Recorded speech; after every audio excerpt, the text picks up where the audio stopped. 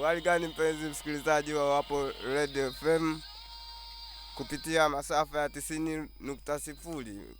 Karibu katika kipindi chetu cha nguvu ya diplomasia ambacho kinaruka kila siku saa za Jumatano kuanzia saa 11 kamili jioni.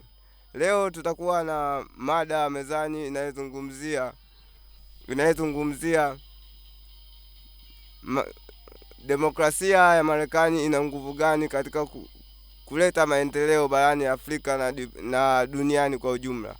Sitakuwa peke yangu, nitakuwa na mgeni wangu hapa, Warda Msham, ambaye ni mchambuzi wa mambo ya siasa na diplomasia. Atatupa details, taarifa kuhusiana na mambo ya diplomasia.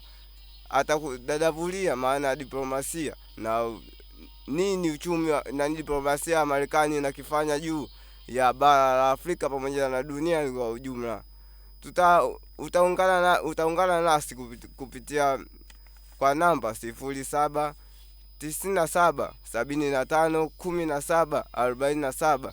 Toa maoni yako, tutakuwa pamoja katika kipindi. Naam, tunaanza na mchambuzi wangu hapa nilionao studio kwa siku ya leo, Warda Msham. Habari yako? Asante sana mtangazaji. Asante sana kwa kukaribia katika studio za WMI TV. Nashukuru sana. Japo wakati wa kuja nilipata shida kidogo. Changamoto za usafiri. Usafiri ulikuwa shida na hata nilisahau. Unajua ni muda sana sikufika.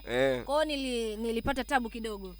Japo nilikuja na usafiri wangu. Kwa hiyo asante sana. Karibu katika kipindi cha nguvu ya diplomasia. Asante sana. Kama alivyonitambulisha mtangazaji hapo Leonard Kidulile, mimi hapa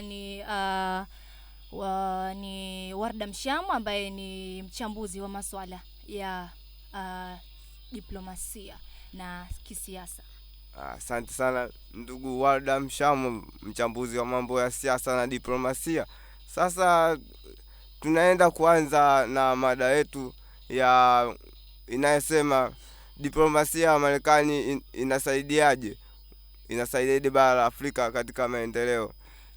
Tunaanza na mchambuzi wetu hapa Warda.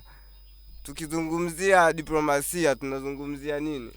Mimi kwanza natamani wasikilizaji waweze kujua maana kamili ya diplomasia. Cha kwanza naambia kwamba diplomasia ni mbinu rasmi zinazotumiwa na nchi au serikali kuendesha na kudumisha mahusiano yao ya nchi nyingine, mashirika ya kimataifa na au taasisi za kimataifa kwa lengo la kulinda maslahi ya taifa, kudumisha amani na kuimarisha amani kwa ujumla. Vile vile mimi natamani nikwambie kwamba inawezekana labda wasikilizaji wanaweza wasielewe kwamba taasisi za kimataifa ni nini, vile vile na mashirika ya kimataifa ni nini. Natamani kwamba niwaambie kwamba taasisi za kimataifa ni inajumuisha Umoja wa Mataifa UN pamoja na Benki ya Dunia pamoja na IMF. Hili ni shirika lile la fedha duniani. Vile vile kuna shirika la biashara duniani, WTO, si ndio? Au Umoja wa Afrika, AU, na Jumuiya ya Madola, Commonwealth. Sasa vile vile kuna mashirika ya kikanda, ni Jumuiya ya Afrika Mashariki, EAC, Jumuiya ya Maendeleo Kusini mwa Afrika, SADC, na ECOWAS. Vile vile kuna ushirikiano wa nchi za Afrika Magharibi. Ndio. Kwenye upande wa diplomasia, ni wapi ambao wanahusika zaidi katika diplomasia? Wanahusika zaidi katika kufanya diplomasia ni mabalozi na wanadiplomasia. Mabalozi inamaanisha kwamba wale ambao wanaenda kuwakilisha nchi nyingine. Labda inawezekana ikawa mtu anatoka Tanzania, balozi anatoka Tanzania anaenda kuwakilisha mfano Canada, anaenda kule kuwakilisha Tanzania. Vile vile kuna marais na viongozi wa serikali. Tunaona kwamba marais mbalimbali huwa wanatembelea katika maziara. Labda mfano Rais Samia Suluhu Hassan, Dr. Samia Suluhu Hassan huwa anatembelea katika nchi ya Marekani kule New York City, si ndio? Katika makongamano yale kwenda kujadili zaidi. Vile vile kuna wizara za mambo ya nje, mashirika ya kimataifa kama UN na AU. Yes. Ya tukishakuwa tumeshajua ni makundi yapi sasa ya diplomasia. Tukizungumzia diplomasia imegawanyika katika maeneo mangapi? Mimi asante sana mtangazaji, lakini natamani nikwambie kwamba ukisikia diplomasia kuna makundi aina mengi sana. Sasa natamani nikwambie kwamba diplomasia ya kuna aina nyingi za diplomasia. Moja, kuna diplomasia ya kisiasa.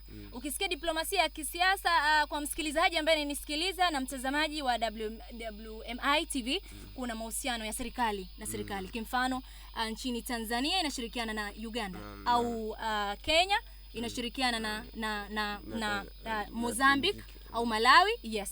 Kwa hiyo ni mahusiano ya serikali na serikali. Vile vile ni diplomasia ya kiuchumi, biashara, uwekezaji na misaada. Vile vile kuna diplomasia ya kitamaduni. Hapo nazungumzia kwamba biashara na uwekezaji na misaada. Vile vile kuna diplomasia ya afya, ambapo hapa tunazungumzia ushirikiano katika masuala ya afya. Naam. Hapo tumeshapata ufafanuzi na diplomasia imebezi katika maeneo gani. Nikwambie tu mpenzi msikilizaji wa WMI, diplomasia ipo katika maeneo mengi sana. Maeneo kama diplomasia ya uchumi, diplomasia ya elimu, diplomasia ya afya na maeneo mbalimbali. Kwa kuwa muda ni uniukuta, tunasema asante kwa siku ya leo kwa kutusikiliza. Samahani kwa wapenzi wasikilizaji kwa kuwa tumekosa muda wa kusoma meseji zenu ambazo mmezituma katika radio au meza yetu hapa ya uchambuzi.